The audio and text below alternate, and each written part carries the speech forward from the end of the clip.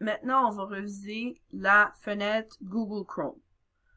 Alors, j'aimerais commencer avec la barre de titre. Alors, la barre de titre, c'est là où elle est située, dans le haut de votre navigateur à gauche. C'est là où vous allez voir le nom du site web que vous êtes en train de visiter. Alors, ça s'appelle la barre de titre. Prochain onglet ou prochaine chose que je veux vous apporter l'attention, c'est les différents onglets. En ce moment, sur cette page-là, j'ai seulement un onglet d'ouvert. Si j'aurais multiples onglets, ils seraient situés là, un à côté de l'autre. Maintenant, on va voir les différents boutons de navigation. Alors, c'est pas compliqué. Flèche arrière va sur le site web ou la page en arrière. Flèche avant va sur la page en avant. La petite flèche avec un cercle, c'est pour faire un refresh ou actualiser la page ou recharger la page. Et puis la petite maison, c'est pour retourner au point de départ, alors la page de départ. Barre d'adresse. Alors, c'est là où on est capable de venir taper notre adresse pour effectuer des différentes recherches sur Google.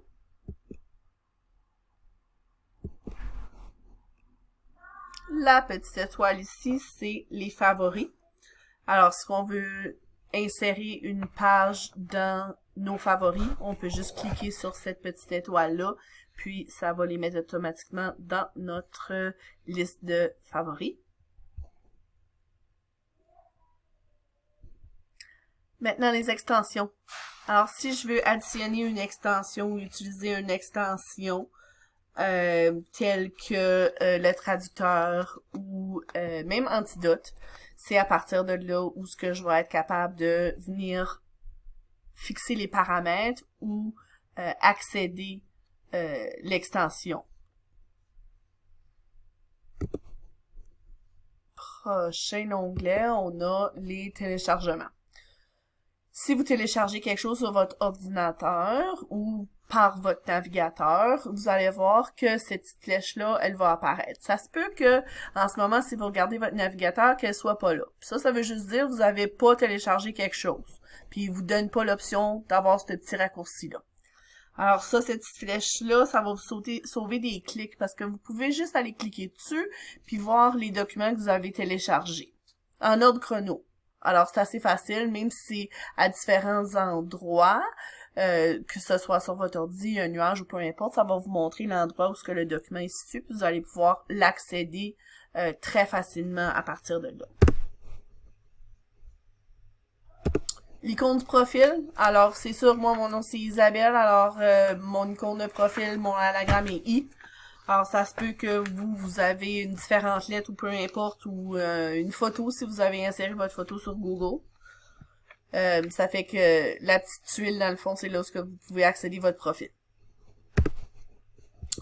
Juste à côté de ça, on a les trois petits points. Les trois petits points, c'est là où on est capable de personnaliser puis gérer Chrome. Ça fait que c'est là où on est capable d'accéder à tous les paramètres. De base ou avancé, où ce qu'on est capable de venir modifier là, le navigateur. Ça ici, c'est le Google Doodle. Google Doodle, il est interactif d'habitude et puis il est changé habituellement à chaque jour. C'est là où ce qu'on est capable de souligner des journées ou des personnes qui sont importantes dans notre histoire. Alors, si vous mettez votre souris juste par-dessus votre Google Doodle, vous allez voir c'est quoi que on est en train de souligner ou que Google est en train de souligner aujourd'hui. Prochaine fonction, c'est la zone de recherche. Alors, pour effectuer une recherche, vous pouvez le faire dans la zone de recherche qui est sur la page. Oubliez pas que vous pouvez aussi faire une recherche par la barre ici en haut d'adresse, où ce que vous pouvez juste venir mettre des mots-clés pour faire une recherche aussi. Les raccourcis. Alors, si vous avez des raccourcis, si vous avez épinglé des raccourcis, vous allez les voir sur votre bureau. Alors, ils sont situés direct là. Ils ressemblent comme des petites tuiles.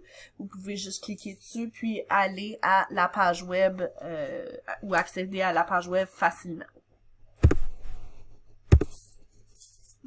Prochaine icône, c'est la personnalisation. Alors, si vous voulez personnaliser Chrome, changer les différentes fonctions, en voulant dire l'arrière-plan, la couleur de votre thème, vous pouvez faire ça à partir de la tuile de personnaliser Chrome. Alors, ça complète la fenêtre Google.